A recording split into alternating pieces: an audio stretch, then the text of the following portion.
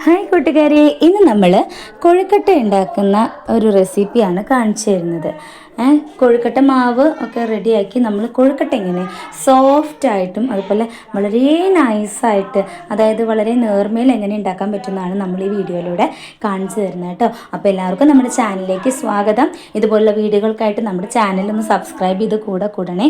അപ്പോൾ എല്ലാ വീഡിയോകളും നമ്മളൊന്ന് കൊഴുക്കട്ട ഉണ്ടാക്കുന്നതൊക്കെ നോക്കിക്കഴിഞ്ഞാൽ ഇതുപോലെ കട്ടി കൂടിയ കൊഴുക്കട്ടകളാണ് നമ്മൾ കാണാറുള്ളത്. എന്നിട്ട് അതിലേക്ക് ഫില്ലിങ് വയ്ക്കുന്നു, ഉരുട്ടിയെടുക്കുന്നു, വേവിച്ചെടുത്ത് കൊഴുക്കട്ടയാകുന്നു.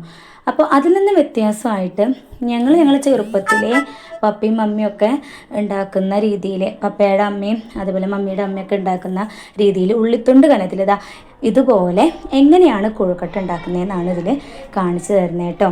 അപ്പോൾ നിങ്ങൾ മറക്കാതെ ഇത് ട്രൈ ചെയ്ത് നോക്കണം. അപ്പോൾ ഓശാന ശനി മുതൽ ആഴ്ച ആഴ്ചയിൽ ക്രിസ്ത്യൻ വീടുകളിൽ ഉണ്ടാക്കുന്ന ഒരു പലഹാരമാണ് കൊഴുക്കട്ട.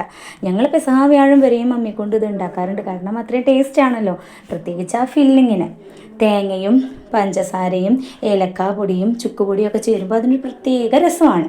അപ്പോൾ പറഞ്ഞു വന്നത്, എല്ലായിടത്തും കാണുന്ന കൊഴുക്കട്ട ഉണ്ടാക്കുന്നത് ഇത്തരത്തിലാണ്. ഇതുപോലെ ഒന്ന് പരത്തിയെടുത്ത് അതിലേക്ക് ഫില്ലിങ് നിറച്ച് അത് ഉരുട്ടിയെടുക്കുന്ന രീതിയാണ് നമ്മൾ കണ്ടിട്ടുള്ളത്. അപ്പോൾ അതിൻ്റെ എല്ലാ ഭാഗത്തും ഒരുപോലെ ആവണമെന്നില്ല. മാവിൻ്റെ കനമെന്ന് പറയുന്നത് നേർമേൽ എല്ലാ ഭാഗവും ഒരേ കനത്തിലുണ്ടാക്കാം എന്നുള്ളതാണ് നമ്മളിതിൽ കാണിക്കാൻ പോകുന്നത്. അപ്പോൾ നമ്മൾ എന്ത് ചെയ്യണം?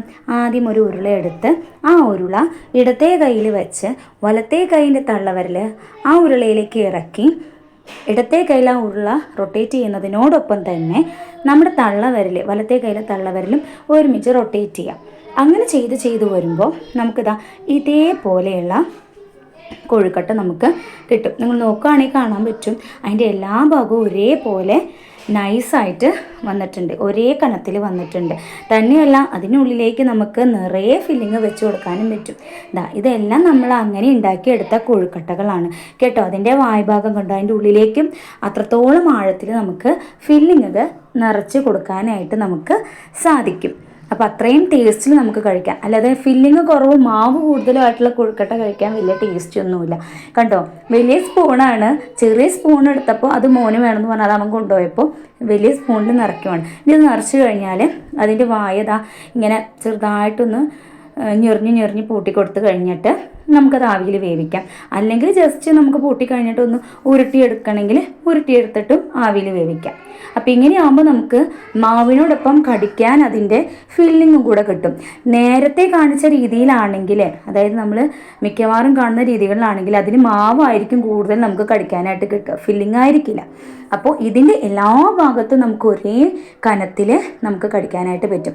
ഈ നിറയ്ക്കുന്ന ഫില്ലിങ് ചക്കയും തേങ്ങയും അതുപോലെ ഏലക്കാത്തരിയും പഞ്ചസാരയും ചേർത്തതാണ് കേട്ടോ.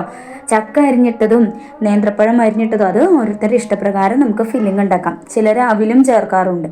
അപ്പം ഇത് ചക്ക അരിഞ്ഞതും പഞ്ചസാരയും തേങ്ങയും ചേർത്ത ഫില്ലിംഗ് ആണ് ഇതിൽ നിറച്ചിരിക്കുന്നത്. അതും ഇതുപോലെ നിറച്ച് കഴിഞ്ഞ് ഇതുപോലെ ഞെറിഞ്ഞ് പൂട്ടിക്കഴിഞ്ഞാൽ നമുക്കത് ആവിയിൽ വേവിച്ചെടുക്കാവുന്നതാണ്. എന്നിട്ട് വേണമെങ്കിൽ നമുക്കതൊന്ന് ഉരുട്ടിയെടുക്കാം. അപ്പോൾ ഈ പറയപ്പെടുന്ന പലഹാരം പല രീതിയിലാണ് അതിനെ പ്രവചിക്കുന്നത്. കാരണം യേശു പെട്ടെന്ന് ലാസറിനെ കാണാൻ വന്നപ്പോൾ ലാസറിൻ്റെ സഹോദരിമാരായ മാർത്തയും മറിയയും പെട്ടെന്ന് യേശുവിനെ കഴിക്കാനായിട്ട് ഉണ്ടാക്കി കൊടുത്ത ഒരു പലഹാരമായിട്ടാണ് ഇത് പറയപ്പെടുന്നത്. തന്നെയല്ല, കൊഴുക്കട്ട ഉണ്ടാക്കുന്ന ആളുടെ വിരലുകൾ ആ അപ്പത്തിൻ്റെ മേൽ പതിയണമെന്നാണ് പണ്ടുള്ള സുറായ ക്രിസ്ത്യാനികളൊക്കെ പറഞ്ഞിരുന്നത്. അതുകൊണ്ടാണ് അത്രയും നമ്മൾ കൈകളിൽ വെച്ചിട്ട് തന്നെ കൊഴുക്കട്ട ഉണ്ടാക്കണമെന്ന് നമ്മുടെ പൂർവികർ പറയാറുള്ളത്. നമ്മൾ ഇങ്ങനെ ഉണ്ടാക്കുന്ന ഈ രീതിയിൽ നമ്മുടെ തള്ളവിരൽ ആ ഉരുളയിലേക്ക് ഇറങ്ങുമ്പോൾ തന്നെ നമ്മുടെ ബാക്കി എല്ലാ വിരലുകളും അതിൽ പതിയുകയും ഇടത് കൈയിലെ കൈപ്പത്തിയിലാണല്ലോ, നമ്മൾ ആ കൈതലത്തിലാണല്ലോ ഇടുന്നത്. അപ്പോൾ നമ്മുടെ ആ കൈതലവും അതിൽ അമരും. അപ്പോൾ നമ്മുടെ കൈ കൊണ്ട് ഉണ്ടാക്കിയ ഒരപ്പം തന്നെയാണ് നമ്മുടെ ഈ കൊഴുക്കട്ട എന്ന് പറയുന്നത്. ഇവിടെ ആവിയിൽ നമ്മൾ വെച്ചു, നമ്മൾ നോക്കിയപ്പോൾ സുന്ദരമായ സ്വാദിഷ്ടമായ നമ്മുടെ കൊഴുക്കട്ട തയ്യാറായിട്ടുണ്ട്. ചക്ക വെച്ചതും പഞ്ചസാരയും തേങ്ങയും നിറച്ച് നമ്മുടെ സ്വാദിഷ്ടമായ കൊഴുക്കട്ട തയ്യാറായിട്ടുണ്ട്. അപ്പോൾ എല്ലാവരും ഇത്